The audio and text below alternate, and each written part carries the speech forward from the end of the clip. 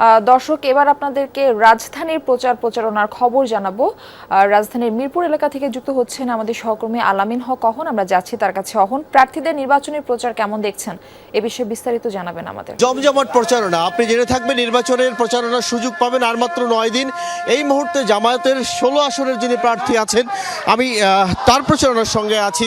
সকাল থেকে প্রচারণায় অংশ নিয়েছেন তিনি। এই মিরপুরের ওয়াবদা এবং এই ভুটপল্লী এলাকায় প্রচারণা চালাচ্ছেন। সেই আগের মতোই উনি আশ্বাস দিচ্ছেন, বলছেন মাদক মুক্ত করতে চান, চাঁদাবাজ মুক্ত করতে চান এই এলাকা।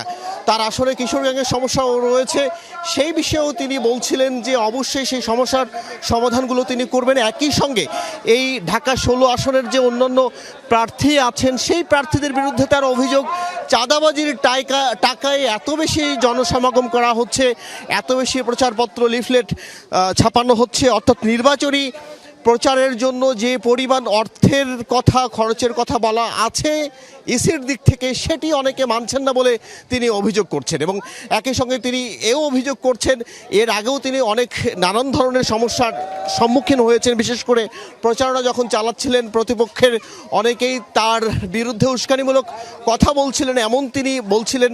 এবং তিনি বলছিলেন সেই সমস্যার সমাধান অনেকটাই হয়েছে। এবং এই যে সমস্যাগুলোর কথা তিনি বলছেন, ঢাকা 16 আসনে নির্বাচিত হলে নিশ্চয়ই সেই সমস্যার সমাধান তিনি করবেন। এই বিষয়েই তিনি সাধারণ জনগণ যারা আছেন তাদেরকে আশ্বাস দিয়ে ভোট চাইছেন। অহন, ধন্যবাদ আপনাকে। ঢাকায় প্রার্থীদের নির্বাচনী প্রচারের খবর জানাতে যোগ দিচ্ছেন আমাদের আরেক সহকর্মী সুমাইয়া ঐশী। আমরা যাচ্ছি তার কাছে। তিনি রয়েছেন রাজধানীর খিলগাঁও এলাকায়। ঐশী, প্রচার গণসংযোগে প্রার্থীরা কোন বিষয়গুলোকে বেশি গুরুত্ব দিচ্ছেন এবং ভোটাররা কি বলছেন এই বিষয়ে? মারফি, প্রচার গণসংযোগ তো আসলে একদম শুরু থেকে চলছে, যেদিন থেকে প্রচারণার তারিখ শুরু হয়েছে, এবং আর কিন্তু হাতে খুব বেশি সময়ও নেই প্রচারণার। কারণ যেমনটি আমরা জানি যে 12 তারিখ নির্বাচন, 12 তারিখের 48 ঘন্টা আগে অর্থাৎ 10 তারিখ সকাল 7:30টা পর্যন্ত নির্বাচনী প্রচারণা চালাতে পারবেন প্রার্থীরা। ফলে হাতে আর বড়জোর 9 দিন মতো সময় আছে।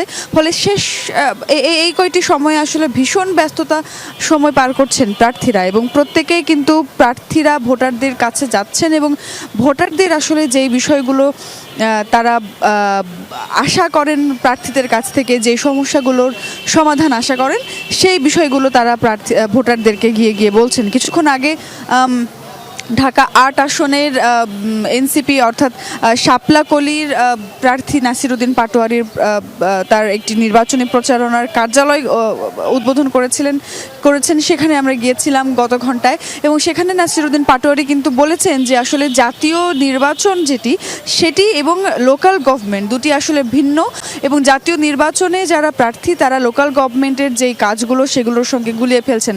জাতীয় বেশ কিছু সমস্যা এখনও বিদ্যমান বাংলাদেশে, যেমন সংস্কার এবং শেখ হাসিনার বিচার সহ বেশ কিছু বিষয় এখনো পর্যন্ত সমাধানের মুখ দেখেনি। তবে প্রার্থীরা কি বেশিরভাগই তিনি বলতে চান যে ড্রেনেজ ব্যবস্থা সংস্কার সহ লোকাল গভর্নমেন্টের যে কাজগুলো সেগুলোর প্রতি জোর দিচ্ছেন বলে নাসিরউদ্দিন পাটোয়ারির দাবি। তবে তিনি বলছেন যে আসলে তিনি নির্বাচিত হলে এই জাতীয় বিষয়গুলো নিয়ে প্রচারণার সমাধান তিনি করবেন, এবং কিছুক্ষণ পর এখানেই আসলে মির্জা আব্বাসও প্রচারণা শুরু করবেন। তখন তার বক্তব্যগুলো আমরা তুলে ধরতে পারবো।